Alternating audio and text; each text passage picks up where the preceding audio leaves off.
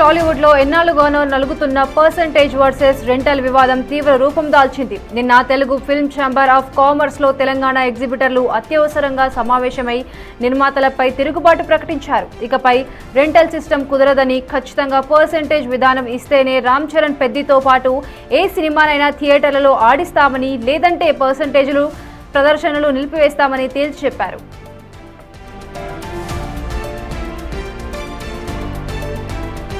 గతంలో హరిహర వీరమల్లు సినిమా సమయంలో 2 నెలల్లో సమస్య పరిష్కరిస్తామని ఛాంబర్ కమిటీ హామీ ఇచ్చిందని, కానీ ఏడాది దాటిన నిర్మాతలు కాలయాపన చేస్తూ మోసం చేశారని ఎగ్జిబిటర్ల సెక్రటరీ శ్రీధర్ మండిపడ్డారు. నిజానికి పెద్ద సినిమాను మినహాయించాలని అనుకున్నామని, కానీ నిర్మాతలు కావాలని సినిమాను వాయిదా వేస్తూ వస్తున్నందున ఇకపై ఆ చిత్రం నుంచే పర్సెంటేజ్ రూల్ వర్తింపజేస్తామని, అవసరమైతే ఈ బాధను మెగాస్టార్ చిరంజీవి దృష్టికి తీసుకెళ్తామని స్పష్టం చేశారు.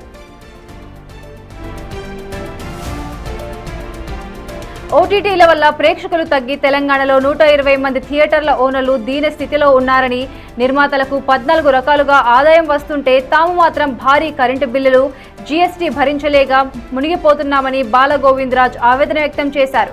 థియేటర్ల సౌండ్, ఏసీని బట్టి కూరగాయల మార్కెట్ లాగా సింగిల్ స్క్రీన్లను గ్రేడింగ్ చేయాలనే ప్రతిపాదనను ఎగ్జిబిటర్లు పూర్తిగా తిరస్కరించారు. మల్టీప్లెక్స్లకు లేని గ్రేడింగ్ తమకెందుకని ప్రశ్నించారు.